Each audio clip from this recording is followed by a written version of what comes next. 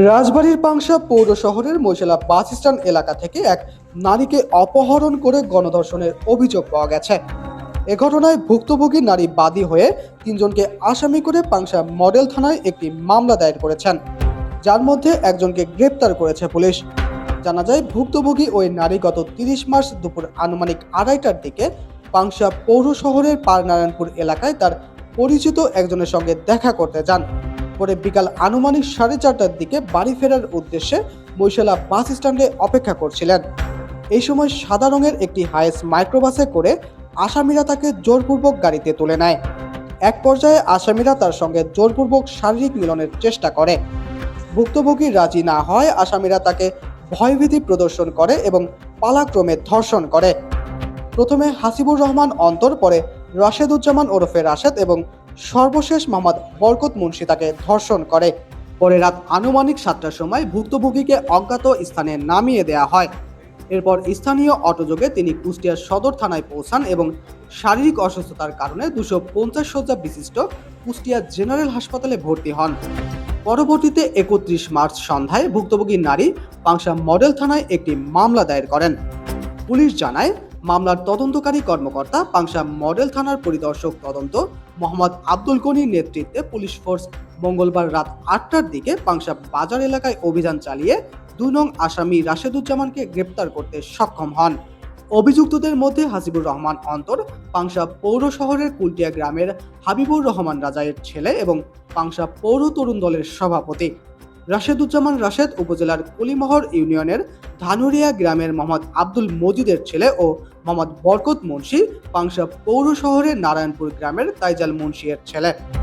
Pangsha model থানার ভারপ্রাপ্ত কর্মকর্তা ওসি শেখ মইনুল ইসলাম ঘটনার সত্যতা নিশ্চিত করে বলেন, এই ঘটনায় নারী ও শিশু নির্যাতন আইনে মামলা রুজু করা হয়েছে।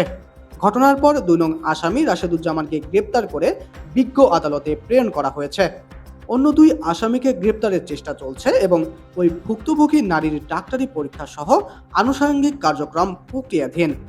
বিকাল অনুমান 4:30 ঘটিকার সময় উনি ওনার বাসায় কুষ্টিয়া যাওয়ার জন্য মহিশালা বাস স্ট্যান্ডে উনি অবস্থান করতেছিলেন। এমন সময় এই মামলার আসামি হাসিবুল ইসলাম অন্তর, রাশেদুজ্জামান ওরফে রাশেদ এবং বরকত মুন্সি, এই 3 জন একটি সাদা রঙের হায়েস মাইক্রো করে তাকে ওখান থেকে উঠাই নেয় এবং তাকে ওইখানে কুলটিয়া সহ বিভিন্ন এলাকায় তাকে মাইক্রোর মধ্যে নিয়ে তাকে বিভিন্ন জায়গায় ঘুরতে থাকে। এক পর্যায়ে এই আসামিরা তার ইচ্ছার বিরুদ্ধে মাইক্রোর পিছনের সিটে তাকে শোয়া পালাক্রমে তারা ধর্ষণ করে এবং ধর্ষণ শেষে ওই দিন রাত অনুমান 7 ঘটিকার সময় একটি ফাঁকা জায়গায় তাকে নামাই দেয়। তখন এই সেলিনা খাতুন স্থানীয় লোকজনদের কাছে জিজ্ঞাসাবাদে জানতে পারে কুষ্টিয়া সদর থানার ভিতরে। তখন সেলিনা খাতুন কুষ্টিয়া সদর থানায় যায় এবং সে শারীরিকভাবে অসুস্থ হওয়ায় তাকে কুষ্টিয়া থানা পুলিশের মাধ্যমে তাকে প্রাথমিক চিকিৎসা প্রদান করে। চিকিৎসা প্রদান শেষে সে সামান্য সুস্থ হয়ে গতকাল আমাদের থানায় আসছে। থানায় আসার পরে হাসিবুল ইসলাম অন্তর, রাশেদুজ্জামান ওরফে রাশেদ এবং বরকত 3 জনের বিরুদ্ধে সে একটি ধর্ষণের মামলা দায়ের করে।